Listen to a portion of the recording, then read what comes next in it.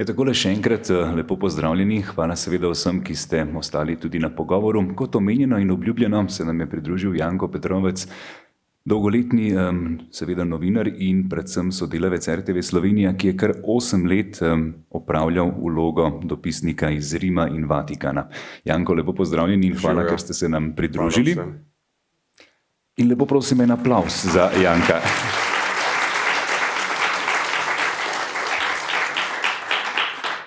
Mogoče za začetek, koliko vam je ta film nekako prinesel tistih spominov na leta, ki ste jih tudi sami preživeli v Rimu oziroma Vatikanu?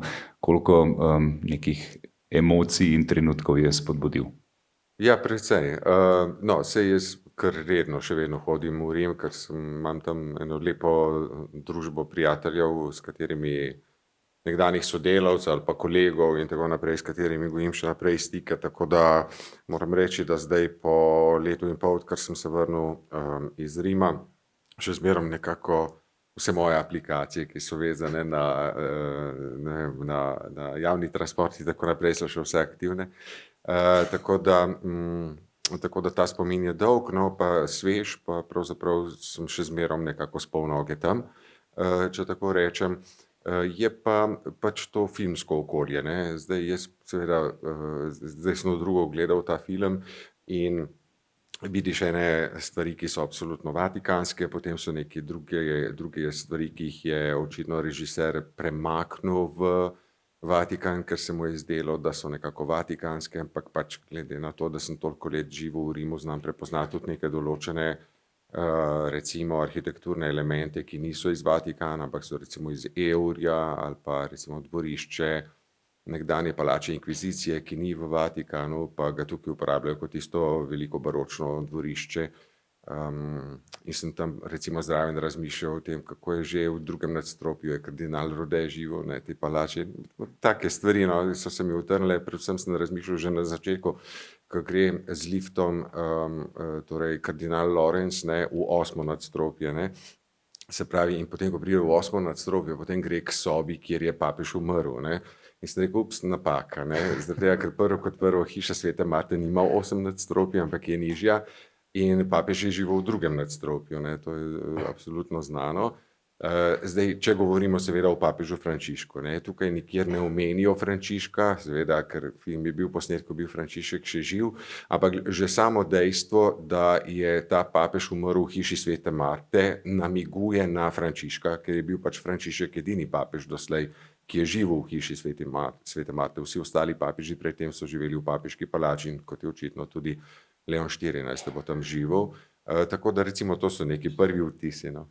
Odlično. Smo vedeli, da smo izbrali pravega sogovornika, ki nam bo avtentično znal razložiti tudi tako podrobnost, kot je seveda v katerem nadstropju je živel papež. Hkrati pa moramo nekako izpostaviti, da je bil film, ki je bil izdan poleti leta 2024, torej skoraj leto dni pred smrtjo papeža Frančiška. Hkrati je pa služil kot nekakšno izjemno dobro izhodišče. Namreč lani ob konklavi pravzaprav so mnogi kardinali vzeli film kot nekakšen poduk, kaj jih pravzaprav čaka. Bojda tudi Leon 14., eden izmed kardinalov in seveda zdajšnji papež, je videl film. Ja, menda, to sem tudi jaz videl, no, v spletnih virih, takih kredibilnih virih, da so nekateri kardinali si ogledali ta film, preden so šli v konklave. To me čudi.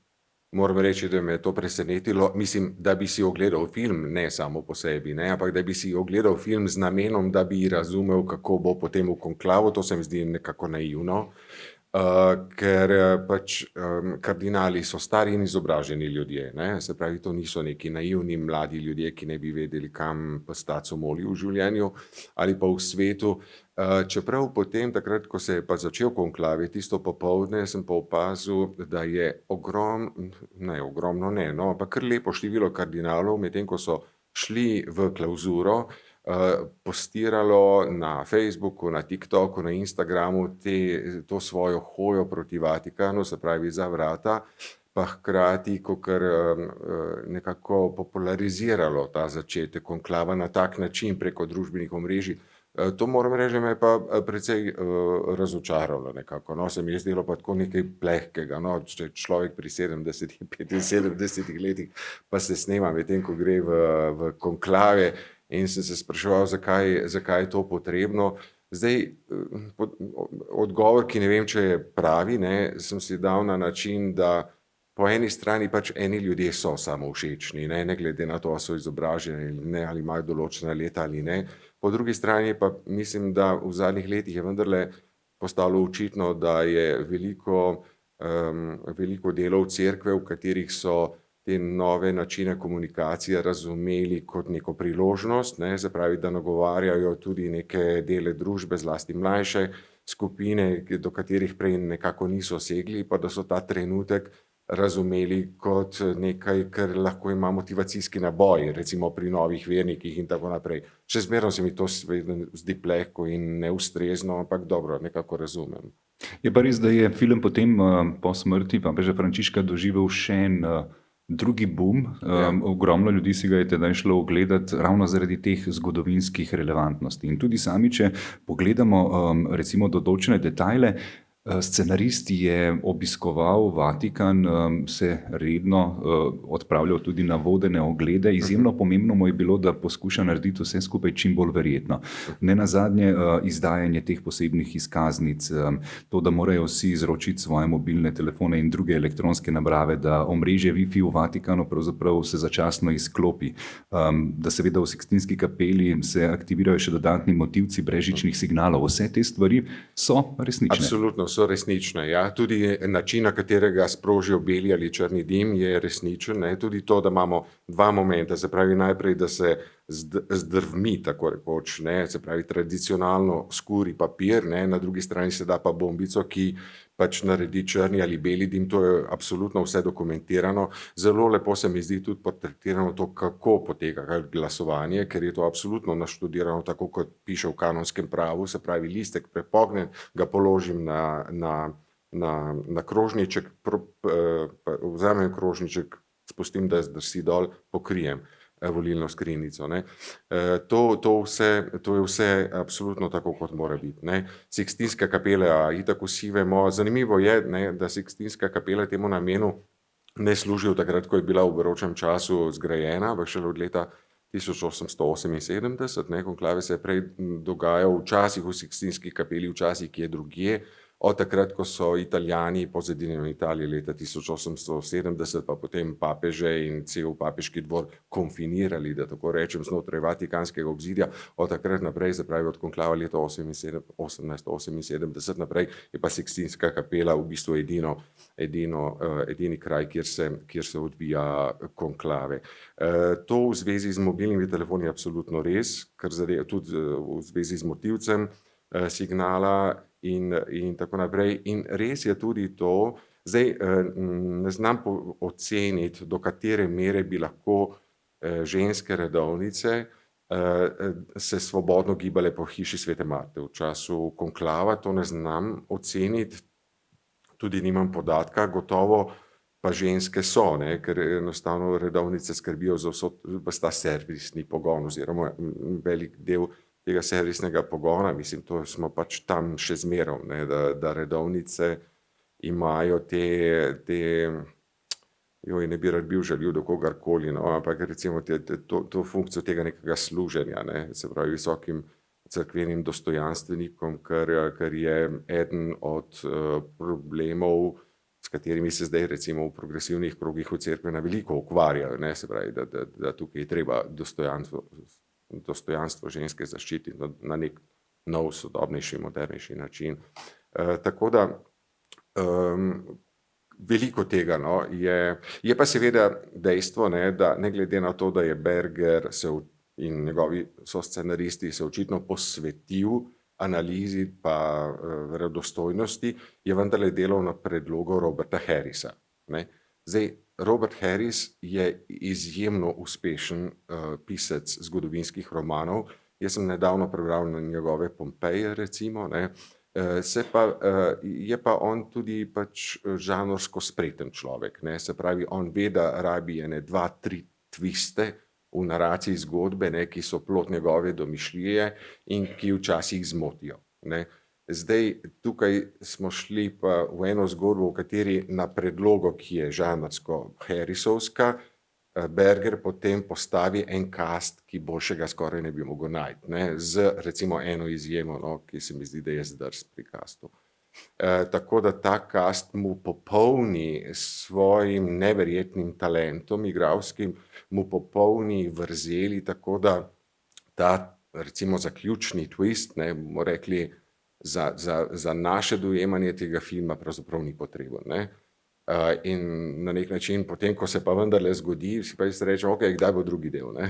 Ker v bistvu bi bil zanimiv film, s takim koncem bi bil zanimiv naslednji film, ki pripoveduje o pontifikatu tega papeža, ne? Ki pa je verjeten, ne? Se pravi, to bi se dejansko lahko zgodilo, ne? Janko, mora biti slali dobro idejo režiserju Bergerju in pa seveda tudi scenaristom. Je kakšno vprašanje strani publike že? Aha, izvolite, samo da vam še mikrofon dostavimo. Hvala za prvo vprašanje.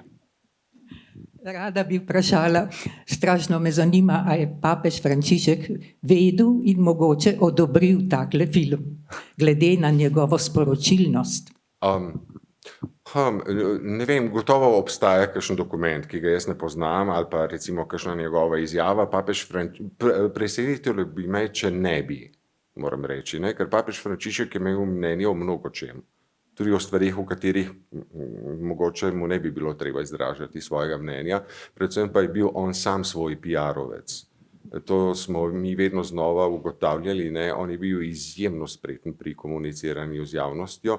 Njegov pontifikat je v veliki meri, kot ne vem, če pač tisti od vas, ki sledite življenju cerkve, ste gotovo sami opazili, ne? Da je z leti postajal čedalje bolj spreten, čedalje bolj se je naslanjal na delo vseh nas, pravzaprav novinarjev, ne? Ki nam je tudi enkrat enemu, drugič drugemu, tretjič skupinam nekako te željene cukrčke dajal, ne? Se pravi, enkrat intervju enemu, drugič drugemu in tako naprej. On je bil papež, ki je imel največ intervjujev v zgodovini cerkve. Hkrati pa je tudi pač osebno rekel, to bomo dali tja, tega ne bomo dali, to bomo zamolčali, to bomo 3-krat počrtali in tako naprej, ne? S čimer je pravzaprav kompenziral tisto, kar znotraj discipline svoje hiše, da tako rečem, se pravi rimske kurije, ne, pa ni uspel doseči, ne. Zato ta pontifikat je v veliki meri bil odvisen od široke javne podpore, ki ni bila samo katoliška.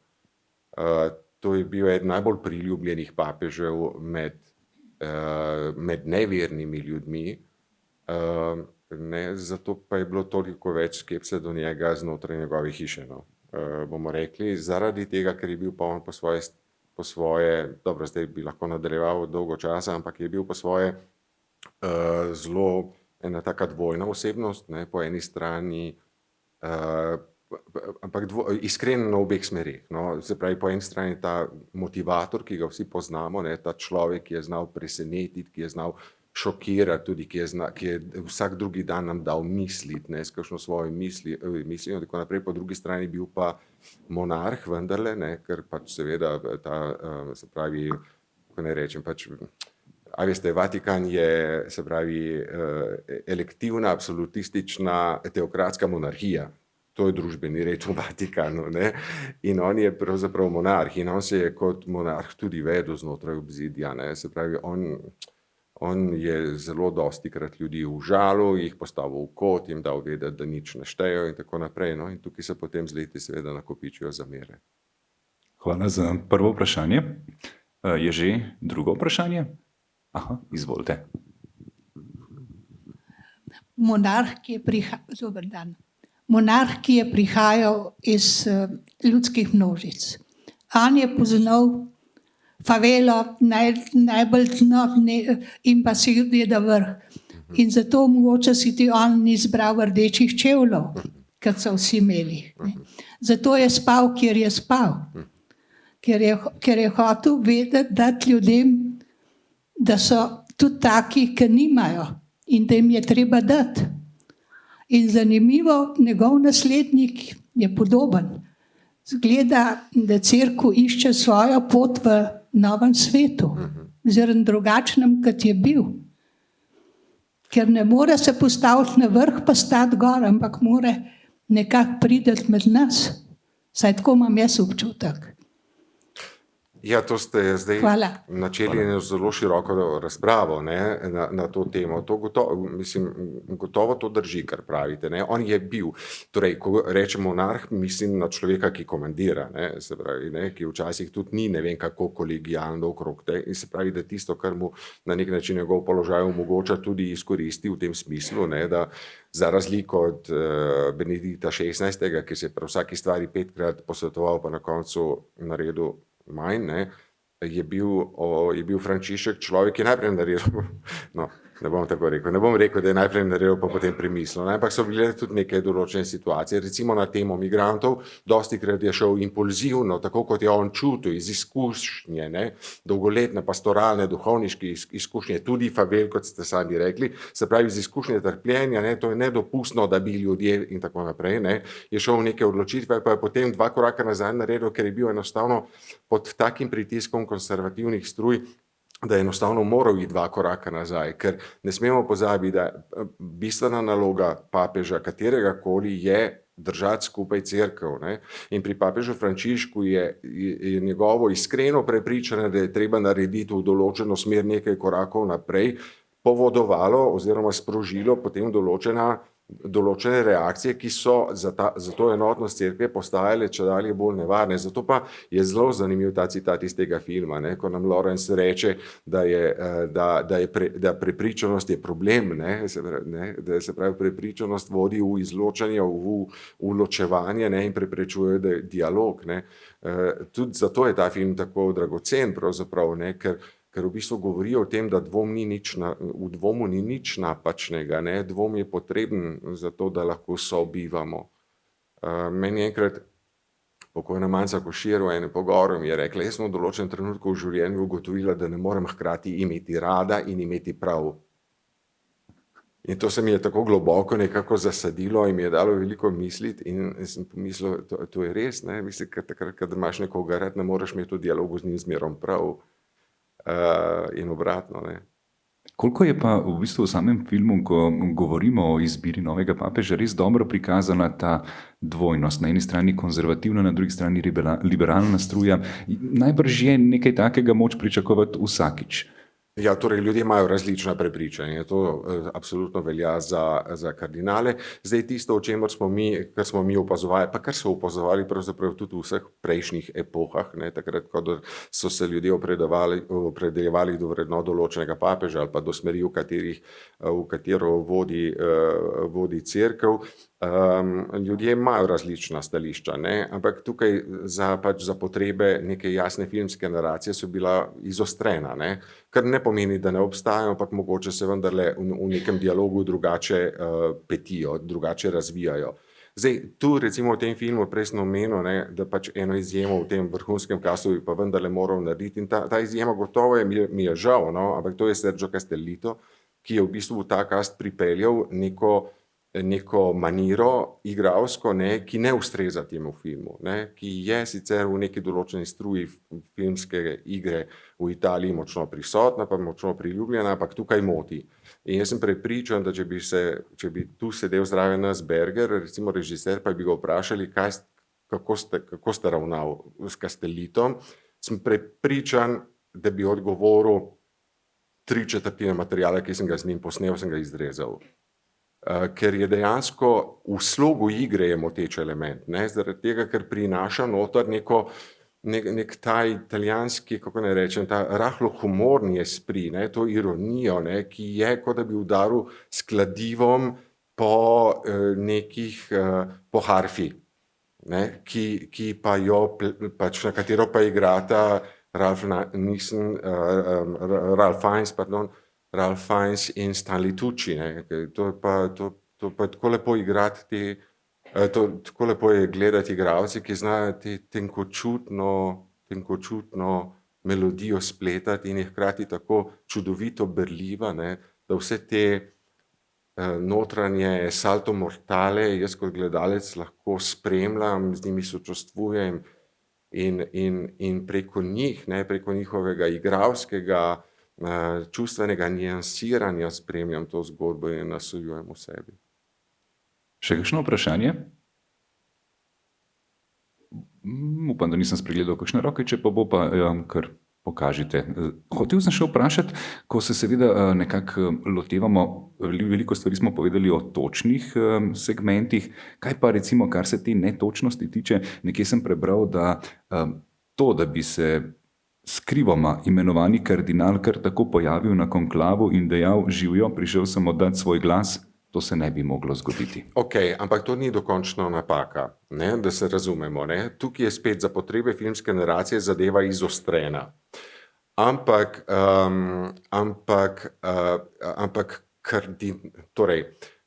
lahko se pojavi kardinal, ki ni znan širši javnosti.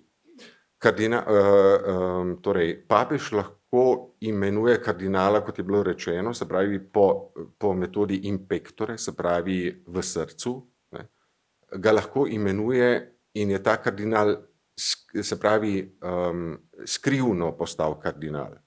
Ampak dokler je in pectore, da tako rečem, dokler zanj ve samo papež in nihče drug, in on sam in nihče drug, on nima kardinalskih privilegijev, vključno z volitvijo v konklavu. Tak kardinal, ki bi bil imenovan in pectore, bi v določenem trenutku moral biti znan notranji javnosti preko določenih protokolov, ki jih je treba preprosto podpisati. No, se pravi, da tam neki dokumenti bi morali obstajati, ni pa nujno, da bi širša javnost takega kardinala poznala. Ampak notranja javnost pa ja, dekan kardinalskega zbora bi za takega kardinala moral vedeti. Hvala za to razlago. Torej, je še kakšno vprašanje že strani občinstva? Ko smo še pri teh netočnostih, še eno stvar, ki sem jo tudi izpostavil oziroma sem jo prebral, je, da kakšna bi bila res možnost, da bi v tem primeru glavni igralec, pravzaprav, ki je Camerlengo, najstarejši kardinal, ki po papeževi smrti upravlja apostolski sedež, imel opcijo, da je izbran za papeža. Tukaj te moram pa korigirati, ne. Se pravi, glavni lik, se pravi ta kardinal Lorenz, ki ga Ralph Fiennes igra, je dekan kardinalskega zbora, medtem ko, kako je že, ta ameriški, ki je bil tudi kandidat, kardinal, ki je igral Camerlenga, no? Tremblay, ja. Kardinal Tremblay je bil pa Camerleng, ne. Se pravi, ok, to sta zdaj dve funkcije v kardinalskem zboru. Camerleng je tisti, ki upravlja z svetim sedežem takrat, ko je sede vakante, se pravi takrat, ko je izpraznjen papeški sedež, ne, se pravi v trenutku smrti pa do izvolitve novega papeža. Camerleng je tudi tisti, ki, tako kot je bilo prikazano v filmu, ki uradno pove, da je papež mrtev in v dneh potem seveda vodi, mi bi temu rekli, se pravi dnevno upravljanje, ne, s cerkvijo, medtem ko ne more pa, tudi če bi se konklave grozno raztegnil, recimo, ne more upravljati s cerkvijo, to nalogo pa potem prevzame celoten kardinalski zbor, ne. To je ena stvar. Dekan kardinalskega zbora je pa kardinal, ki je izvoljen iz reda kardinalov škofov, torej, če si kardinal, ponavadi, ko si imenovan za kardinala, postaneš tako imenovani kardinal diakon.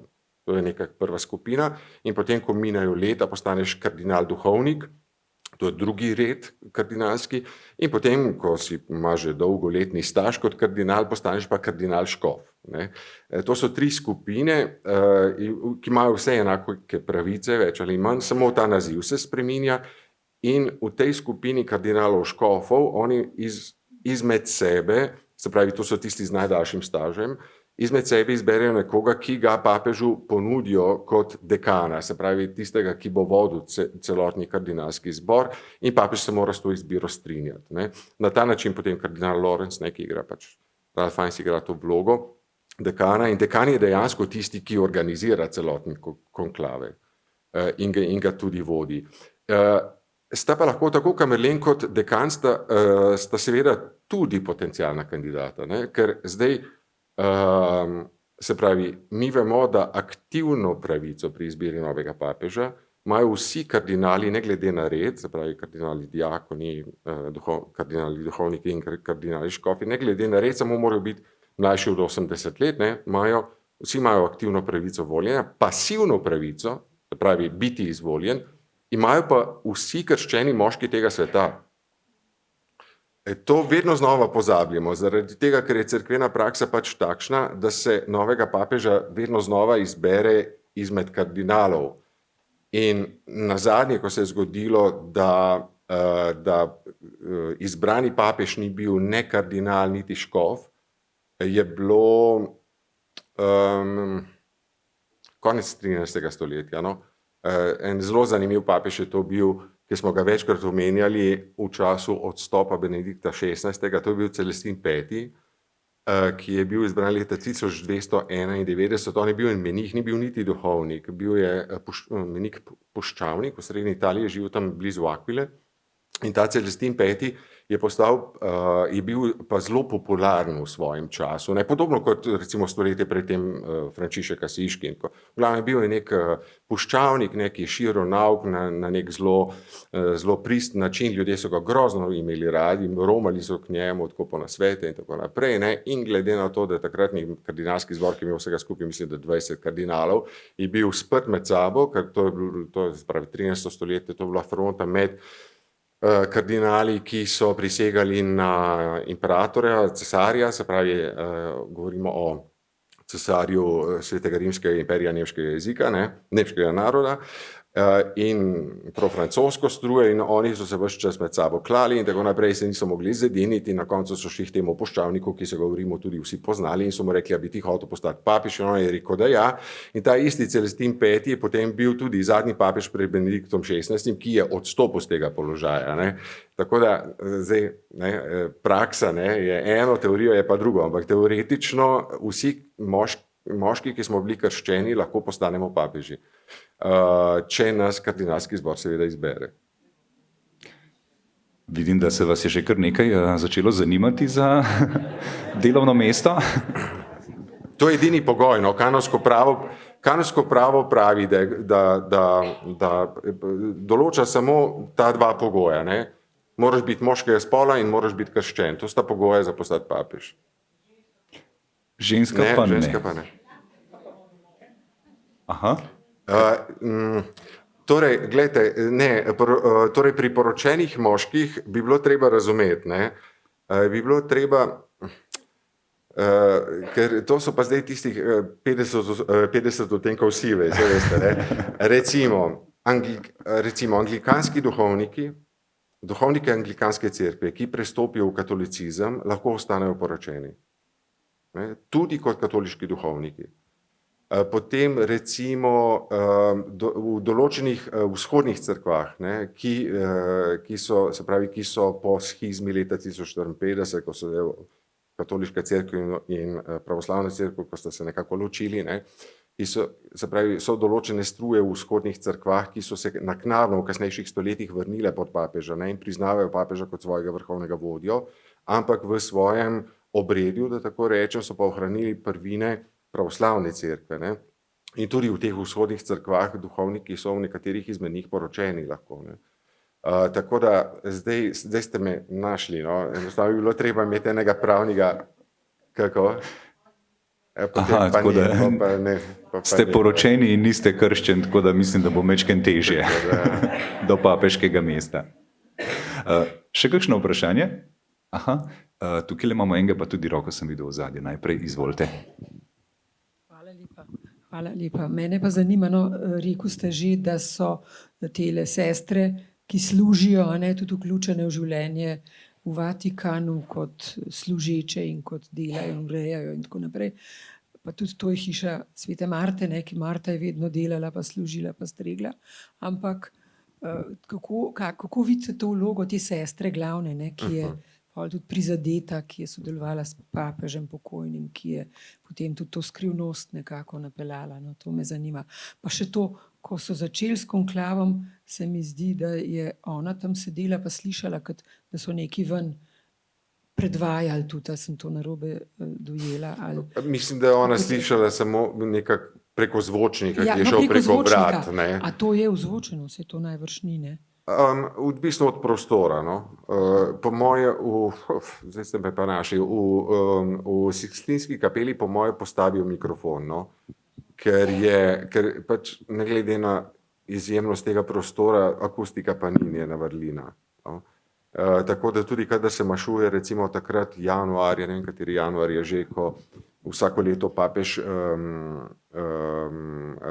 krsti, ne, se pravi na praznik Jezusovega krsta, ne, ko krsti otroke v Sikstinski kapeli, takrat ima zmeraj mikrofon podstavljen, no, tako da domnevam, da je vendarle potrebno, no.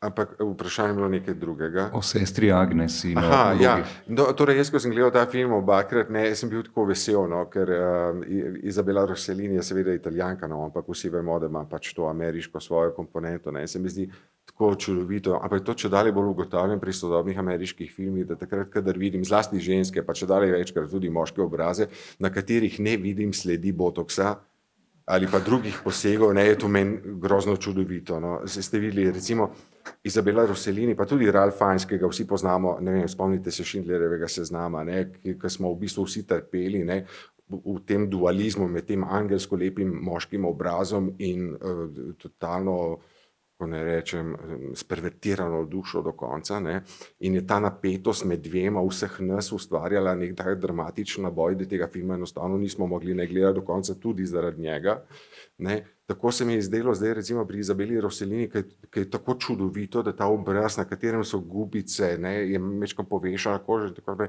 to vse deluje zanjo. Ne, to je čudovito, to je lepo, ne, ko vidiš vse izkušnje, ki so naredile človeka, ki igrajo, pač ki delajo za lik, ne, skupaj z njo, ne. In zanimivo, ne, Rossellini je absolutno prebrala kod igre, kakršen mora biti v tem filmu, ne, za razliko od Castellita, ki sem ga prej omenjal. Torej, jaz take like poznam, no.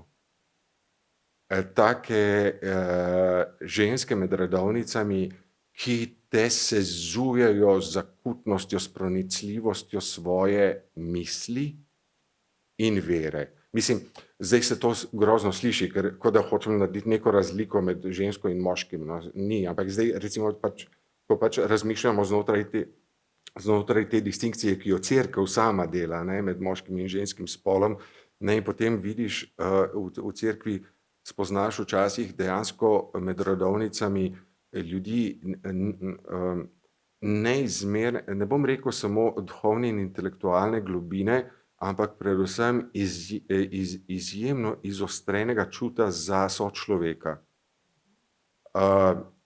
Lahko to rečem, ne bom operiral z imeni, ampak jaz med redovnicami in redovniki imam 4 prijatelje, ki sem si jih ustvaril v času Rima, odkrito povem, ne, in so to ljudje, ki me praviloma vse eno od teh 4 me pokliče, preden se mi začne nek problem. Ne, ker jaz zdaj ne vem, jaz ne bom zdaj operiral z Božjim ali pa Svetim duhom ali pa s temi termini, ki so vezani na dar vere, ne.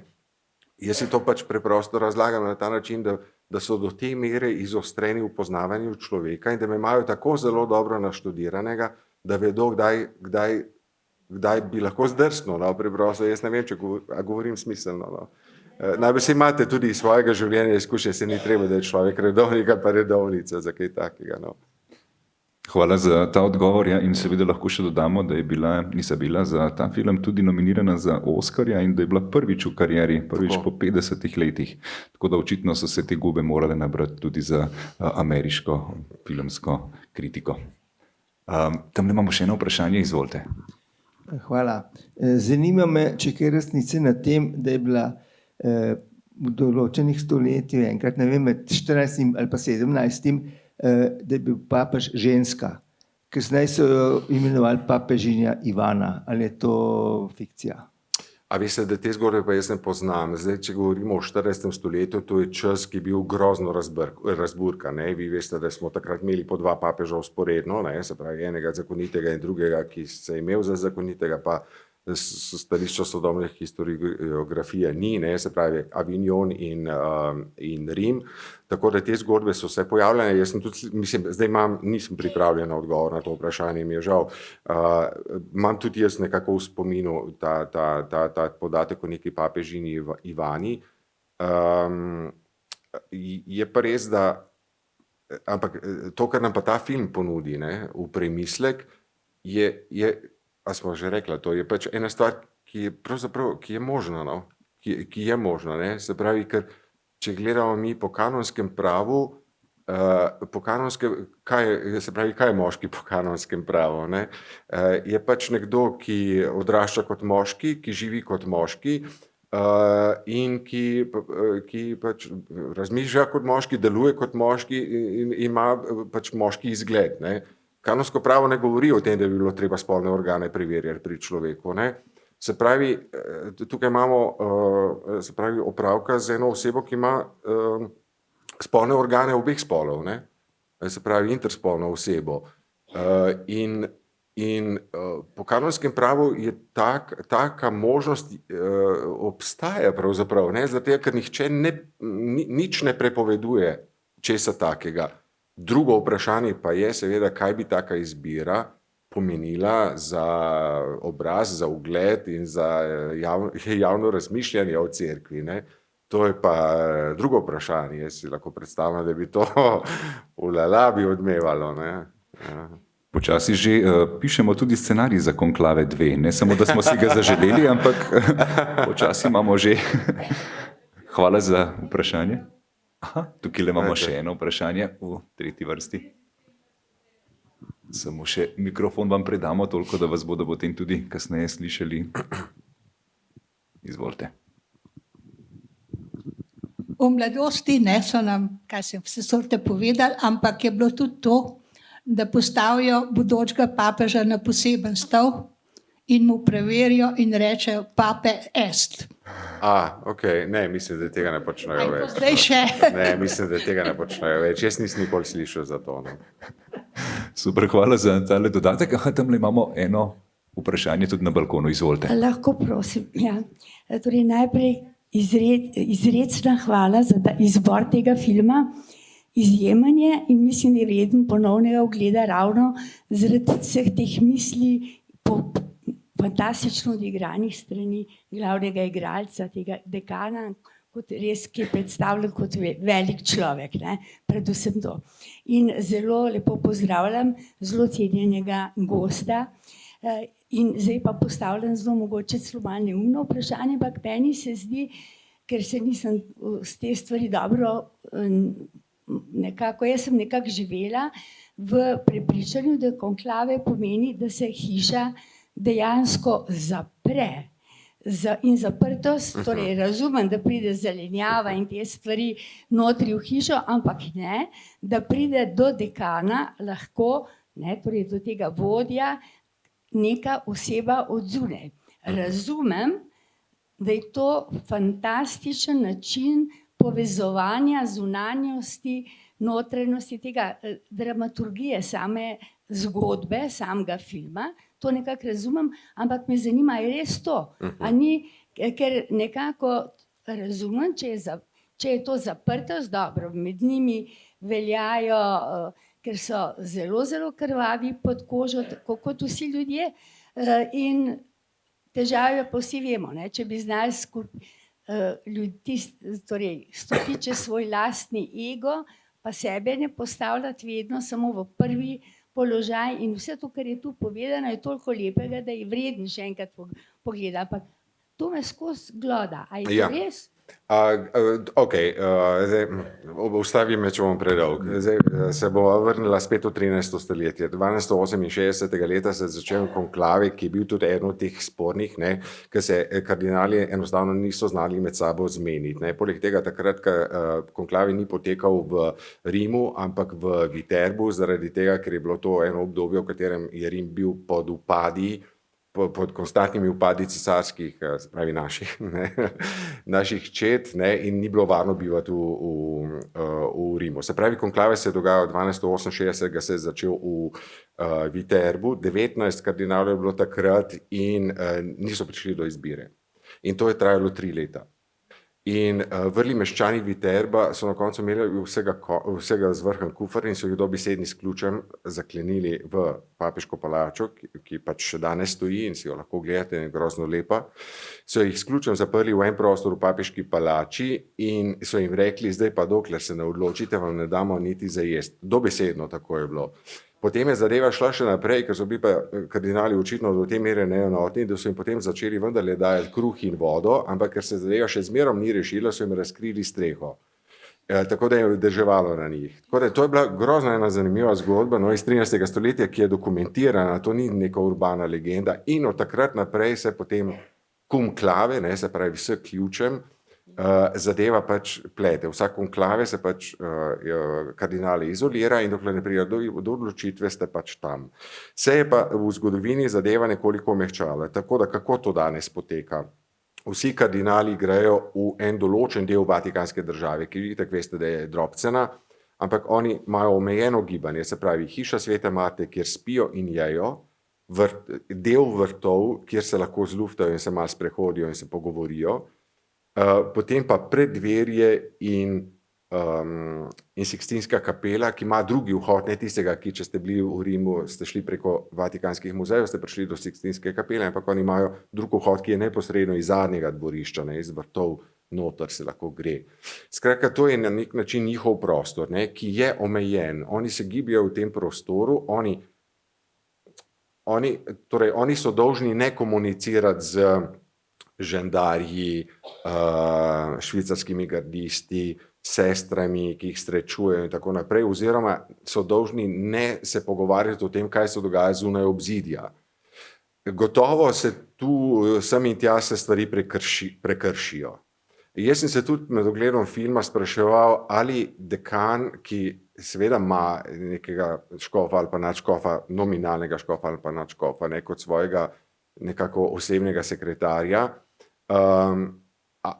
ali se dejansko one dva pogovarjata o teh stvareh. Ampak moj odgovor bi bil nič mističen, ampak bi rekel, vsi smo krvavi pod kožo, ne? In da če pride recimo en tak dvom, glede katerega on absolutno hoče si razčistiti, ne, kako je na stvari, domnevam, da je možno, da en njegov sekretar dejansko gre in razišče stvar in mu prinese en report. No. Bomo rekli, da se mi zdi. To se pravi, sloni na neki zgodovinski osnovi, Ja. je to možno, je pa to izjema, ne pa pravilo. Ne? Ja, to se naj ne bi dogajalo. Tako, to se naj ne bi dogajalo, ampak ta zunanji svet vendarle, bom rekel, posredno vendarle lahko pride do njih. No. Hvala lepa. Ja. Super, hvala za vprašanje. Še zadnje vprašanje strani publike. Zadnje vprašanje strani publike, če bo kakšna roka. Ok. Janko, še v bistvu za zaključek, jaz moram 2 malenkosti izpostaviti, ki sta mi bili blazno zanimivi. In sicer ta živahno rdeči odtenek, ki ga vidimo, je res takšen tudi danes? Ne, danes je bistveno bolj rdeč. Tako.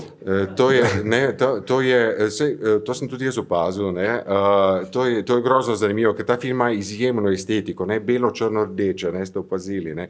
Tudi hiša Svete Marte ni tako belo-črna marmornata, kot je tukaj prikazano, je veliko bolj preprosto. No, večinoma so stene prepleskane, no, marmorja niti slučajno ni toliko kot tukaj. So pa tukaj izbrali eno rdečo, ki je manj rdečo tudi od te, ki jo imamo v tej dvorani, ampak to so pa mojstri, ne, filmski, ker je scenografinja presodila, oziroma kostumografinja presodila, da če vzamemo današnjo kardinalsko rdečo barvo, bo to nemogoče gledati, ker je preveč živa rdeča, ne. Splatno, potem predstavljate si, da 2 uri v bistvu gledamo to rdečo barvo. Zato je izbralo to rdečo, ki je mislim, da iz 17. 18. stoletja nekaj takega, ki je kardinalska barva, ampak iz preteklosti, ne, kardinalskih barv, ki je veliko bolj sprejemljiva, bolj prijazna do oči.